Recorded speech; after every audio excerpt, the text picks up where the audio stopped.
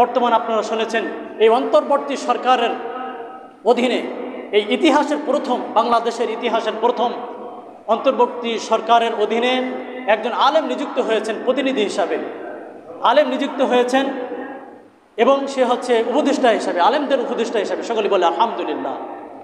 আল্লাহ কবুল করুক এই অন্তর্বর্তী সরকারের যে যারা আলেমদেরকে নিয়োগ করেছেন।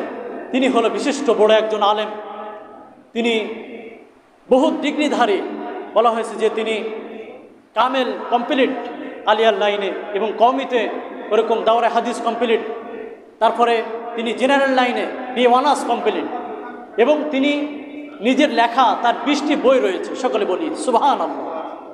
20টি বই সে নিজে লিখেছেন এবং তিনি বহু পত্রিকাতে তিনি লেখক। এমন একজন ব্যক্তিত্ব মাওলানা ডক্টর আফম খালিদ হোসেন।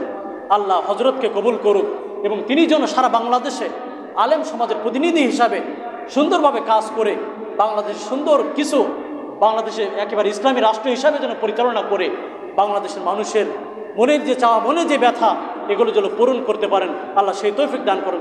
সকলে বলি আমিন। এই আলেমদের সম্মান এবং মর্যাদা অনেক বেশি। ওই আল্লাহ রসুল থেকে শুরু করে নিয়ে ওরকমভাবে আজ পর্যন্ত আলেমদের সম্মান হলো সর্বোচ্চ। এই দুনিয়ার বাংলাদেশে বিশেষ করে শাহজালাল, শাহপরান সহ বড় বড় আউলিয়া আওলাদের দেশ হলো এই বাংলাদেশ। এখানে এদের ওসিলা করেই সারা বাংলাদেশে আলেম ওলামাদের একটা বিস্তার রয়েছে। আল্লাহ রসুল বলেন ইন্নাল উলামা ওয়ারাসাতুল আম্বিয়া, এই আলেম ওলামা হল নবীদের ওয়ারিস, নবীদের উত্তরাধিকারী। অতএব আলেমদের সম্মান বিজয় অবশ্যই আসবে।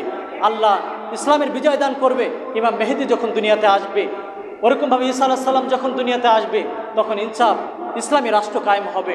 তখন সম্পূর্ণ সারা বাংলাদেশে সহ সারা পৃথিবীতে ইসলামী রাষ্ট্র কায়েম থাকবে, যেখানে একেবারে বাঘ সিংহ এক জায়গায় এবং ছাগল হরিণ এক জায়গায় পানি পান করবে।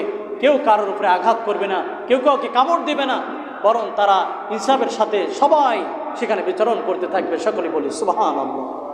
এখন আমরাও এই বাংলাদেশকে এমন একটা বাংলাদেশ চাই যেখানে কোনো হিংসা বিদ্বেষ নাই, যেখানে কোনো দলমত নাই, যেখানে ইনসাফ বিচার হবে, যেখানে ন্যায়নিষ্ঠভাবে সকলে চলতে পারবে, এমন একটা রাষ্ট্র আমরা চাই। আল্লাহ আমাদের সকলকে কোরআন হাদিস থেকে যে আলোচনা হলো আমাদের বোঝার ও আমল করার তৌফিক দান করুক। সকলে বলি আমিন। আসসালামু আলাইকুম ওয়া রাহমাতুল্লাহি তাআলা ওয়া বারাকাতুহু।